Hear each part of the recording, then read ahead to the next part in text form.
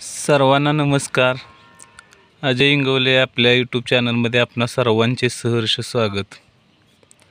शिक्षण असेल, नोकरी असेल किंवा आजची आधुनिक राहणीमान असणारी जीवनशैली असेल, हे म्हणजे आयुष्य आहे का हो? आपण दुर्दैवानं हेच सगळं आपलं आयुष्य किंवा यशस्वी होण्याचं जीवनाचं तत्त्व हेच आहे असंच मानतो. मात्र मला वाटतं आयुष्याचा जर आपल्या खऱ्या अर्थाने अर्थ समजून घ्यायचा असेल तर आपल्या भूतकाळात आपण त्याचा अर्थ शोधला पाहिजे. मला आठवतं आहे 1990च्या दशकातील माझा जन्म, साधारण 1986-87चा तो काळ आहे. त्या काळात जर भारताची लोकसंख्या आपण पाहिली, साधारण 85 कोटीच्या आसपासची लोकसंख्या होती. 80 ते 85 कोटी लोकसंख्या होती. 2000च्या शतकात तीच लोकसंख्या वाढून जवळपास 20 कोटीनं 105 कोटीपर्यंत गेली.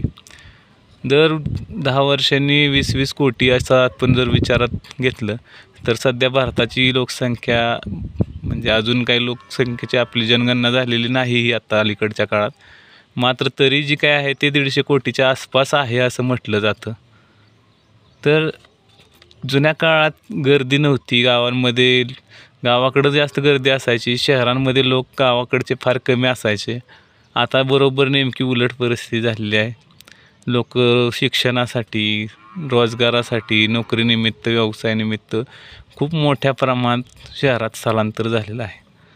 मग जसं आता शहरात त्यांचं स्थलांतर झालेलं आहे तसंच त्यांच्या आयुष्यात काही बदलसुद्धा घडून आलेले आहेत. आता जुनं दिवस म्हटलं की आपलं मन आपल्याला बालपणीच्या काळात घेऊन जातं. त्यावेळी आपल्या सगळ्याच गोष्टी कशा अगदी वेगळ्या वाटायच्या.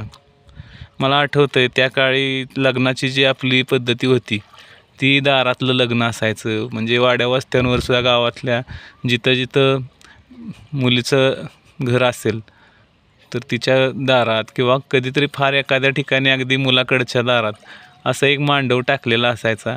मग त्या मांडवाच्या अगदी मेढींसाठी नियम घेणं म्हणायचं त्याला. ते आपलं पार वगैरे असते, त्या पारीने ती माती काढणं किंवा ते परत डांब रोवणं, परत त्या सगळ्या गोष्टीला मंडपवाल्यांना मदत करण्यासाठी ती भाऊकीतील मुलं असायची. छोटी छोटी मुलं 5-6 वर्षाची तीसुद्धा काय करायची तर त्यातून ती माती काढायची. म्हणजे खूप असं गमतीशीर किंवा एकमेकांना सहकार्य करण्याची वृत्ती त्या काळात होती लोकांमध्ये. तर आपण पण एक लक्षात घेतलं पाहिजे. त्या काळात ती 5-6 वर्षाची लहान लहान पोरं अख्खा गाव त्यांना ओळखायचा, गावातील सगळी लोकांना ते ओळखायचे.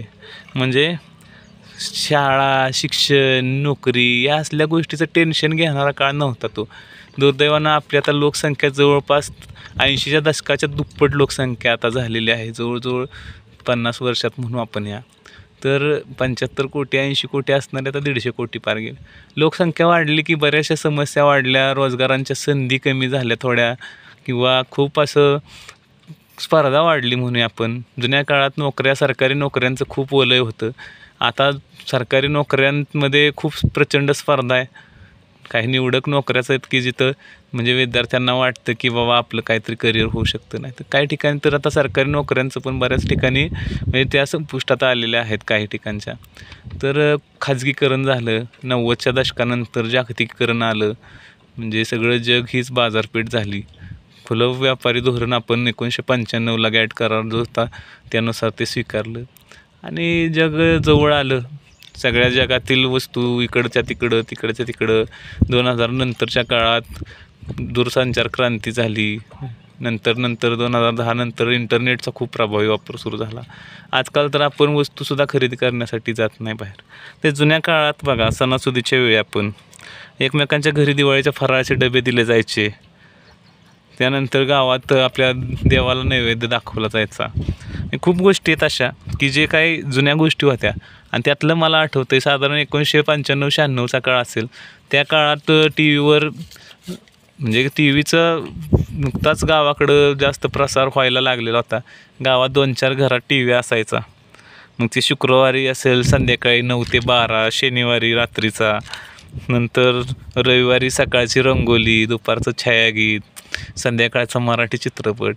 मग ते विद्यार्थ्यांना दिवसभर खेळणं असेल, खेळून झालं की मग चित्रपट पाहणं असेल. आणि ते पण कसं तर गल्लीतल्या एखाद्या घरात टी व्ही असणार आणि त्या गल्लीतील जी रिकामी माणसं असतील, म्हातारी माणसं असतील काही, किंवा काही महिला असतील, अशी मुलं असतील, तर हे सहकुटुंब म्हटलं तरी अगदी त्या सुट्टीच्या दिवशी शेजारी एकमेकांच्याकडे जाऊन टी व्ही पाहणं किंवा या बाकीच्या गोष्टी शेअर करणं, गप्पा मारणं, ह्या गोष्टी होत राहायच्या. तो काळच खूप वेगळा होता.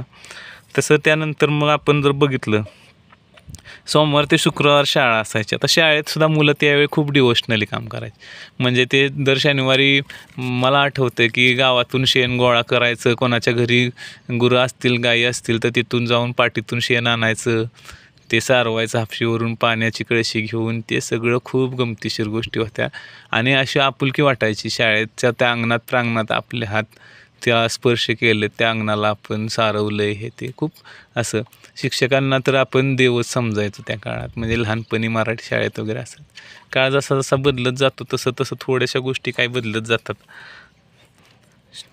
शाळेतील मुलांच्या बाबतीत मला एक साम्य जाणवतं. त्या काळात सुद्धा आपण म्हणजे प्रार्थनेच्या अगोदर किंवा मधल्या सुट्टीत, नंतर छोट्या सुट्टीत किंवा खेळाच्या तासाला मग गावातील मंदिर असेल किंवा काय इकडं तिकडं जागा असेल एखादी, तिथं त्या वर्गातील किंवा शाळेतील मुलांचे खेळाचे डाव पडायचे. मग ते आता जसं फळकुट घेऊन मुलं खेळतात क्रिकेट, तेवढं एकच साम्य राहिलं आहे जुन्या शाळेत आणि आत्ताच्या, की क्रिकेट खेळणारी मुलं. त्या काळात सचिन तेंडुलकर असेल, आपल्या काळात सचिन तेंडुलकर असेल किंवा नंतर सौरव गांगुली, हा काळ तो होता. सिद्धू वगैरे होते, पण ते आपण त्यानंतर 93च्या वर्ल्ड कपचा, मला वाटते 93 नाही, साधारण 96चा वर्ल्ड कप होता बरोबर. त्यानंतर थोडंसं होतं क्रिकेटचं वेळ. मग सुट्टीतल्या वेळी आपल्या गावातील मित्र जे कोण असेल त्याच्या घरी डबं घेऊन सगळ्यांनी जायचं. सुट्टीची बेल ऐकायला आली, शाळा भरलेली, की मग हळूहळू चालत चालत 2-4 जण निघून पुढं यायचे. एखादा शेवटपर्यंत ते हात बटन, टी व्हीच्या बटनावर हात आणि इकडं डोळे टी व्हीच्या स्क्रीनवर. आणि मग येताना शेवटी अरे हा असं झालं, तो आऊट झाला, त्यानं सेंचुरी केली, खूप गमती. मधल्याच वेळेत गुपचूप एखादा सुट्टीत परमिशन घेऊन शिक्षकांना बाहेर जायचं म्हणून जाणार आणि गुपचूप स्कोअर बघून येणार आणि येऊन सगळ्यांना सांगणार ती कुजबूज. मग ते सगळ्या मुलांपर्यंत पोचवायचं, सचिन 82वर आहे, असं आहे तसं आहे. ह्या गमती जमती खूप होत्या त्या काळात.